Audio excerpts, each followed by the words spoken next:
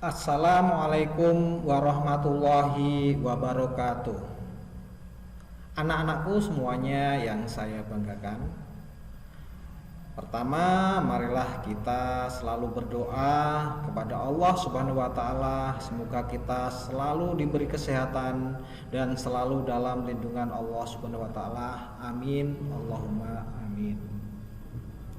Anak-anak semua, bahwa kali ini saya akan menjelaskan materi tentang perdagangan internasional. Perdagangan internasional dapat didefinisikan atau pengertiannya adalah sebagai berikut.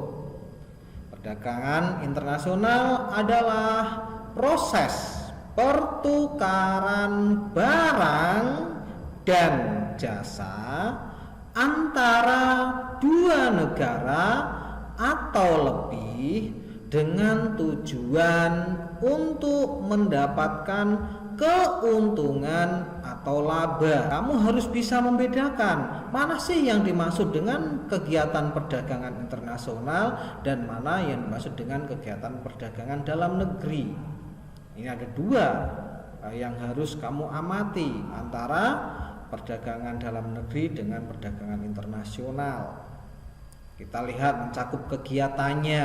Kalau perdagangan dalam negeri ini kegiatannya dilakukan dalam satu negara. Kalau perdagangan internasional kegiatannya dilakukan dalam wilayah antar negara. Perdagangan dalam negeri, penjual dan pembeli cenderung bertemu secara langsung atau berinteraksi secara langsung. Namun kalau perdagangan internasional, pembeli dan penjual tidak berinteraksi secara langsung. Bisa menggunakan media elektronik, by phone dan sebagainya. Kemudian mata uang yang digunakan ini sama untuk perdagangan dalam negeri. Namun untuk internasional, mata uang yang digunakan adalah menggunakan devisa. Perdagangan dalam negeri tidak dikenakan bea masuk, hanya biaya angkut lebih murah. Namun perdagangan internasional dikenakan pajak atau bea masuk, sehingga biaya angkut lebih mahal. Kualitas barang bervariasi untuk dalam negeri karena ada barang-barang yang tidak ori biasanya, atau barang-barang tiruan yang kualitasnya lebih rendah. Namun kalau perdagangan internasional ini kualitas barang harus mengikuti standar internasional. Untuk perdagangan dalam negeri ini adalah peraturan perundang-undangannya yang digunakan adalah sama atau yang disebut dengan hukum nasional. Sedangkan kalau perdagangan internasional ini peraturan perundang-undangannya berbeda karena atau menggunakan hukum internasional. Dari apa yang dilakukan sebuah negara dengan melakukan perdagangan internasional, ini ada yang mendorong. Kenapa sih sebuah negara harus melakukan perdagangan internasional? Nah ini, yang pertama adalah perbedaan sumber daya alam yang dimiliki oleh setiap negara. Ya, antara negara satu dengan negara yang lain ini sumber alamnya berbeda-beda, sehingga harus membutuhkan barang dari negara lain. Kemudian tingkat perbedaan kualitas sumber daya manusia, sehingga misalkan antara negara satu dengan negara lain ini sumber kualitasnya manusia berbeda-beda, harus ketika membutuhkan tenaga ahli maka harus mendatangkan tenaga asing misalkan. Kemudian perbedaan ilmu pengetahuan atau teknologi, ya. Kemudian berikutnya yang keempat, perbedaan budaya suatu bangsa. Perbedaan harga ini juga memicu adanya perdagangan internasional. Biasanya kalau kita mampu mengekspor, harga akan lebih naik. Kita bisa mampu menjual ke negara lain. Kemudian keinginan untuk memenuhi kebutuhan dalam negeri, sehingga kebutuhan di negara itu tidak tercukupi, maka akan mengambil dari negara lain. Perbedaan biaya produksi, kemudian kesamaan selera. Berikutnya adalah keinginan memperluas jangkauan pasar dengan mengekspor barang ke luar negeri. Kemajuan era globalisasi. Manfaat dari perdagangan internasional, ya, Di antara yang pertama, setiap negara dapat memenuhi akan kebutuhan barang dan jasa. Yang kedua, setiap negara dapat menciptakan spesialisasi produk, yaitu membuat barang produksi yang khusus yang dimiliki atau memiliki ciri khas yang tidak dapat dihasilkan oleh negara lain. Yang ketiga, produk dari negara yang melakukan perdagangan akan mendapatkan barang dengan mudah dan lebih murah tentunya. Yang keempat, mendorong kegiatan produksi setiap negara berusaha memperluas barang hasil produksinya.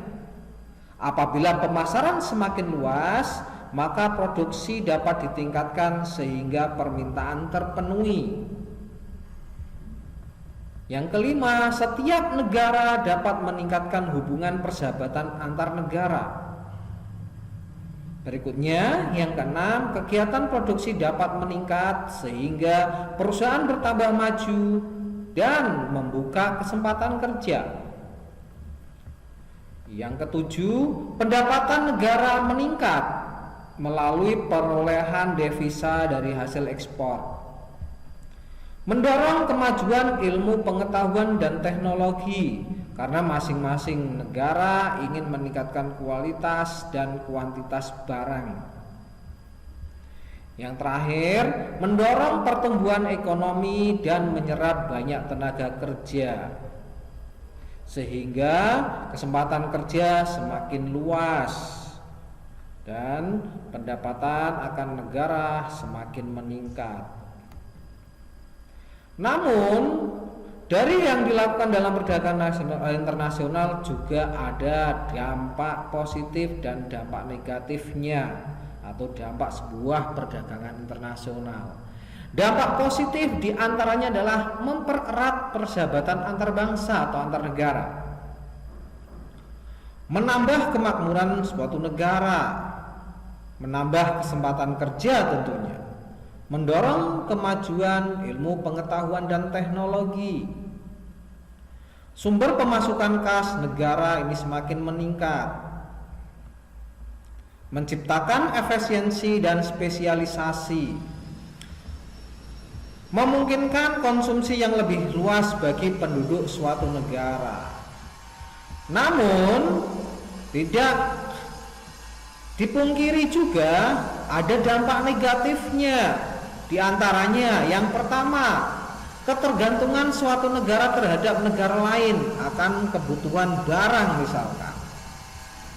Persaingan yang tidak sehat dalam perdagangan internasional. Industri kecil kurang mampu bersaing.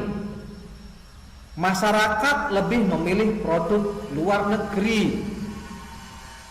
Masyarakat menjadi konsumtif yang baik. Penjajahan ekonomi oleh negara maju sehingga terjadinya neraca perdagangan dan neraca pembayaran. Itu adalah dampak-dampak akibat dari perdagangan internasional.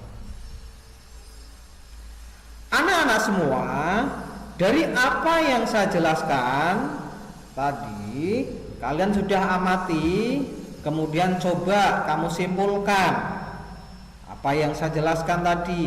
Yang pertama, jelaskan pengertian perdagangan internasional.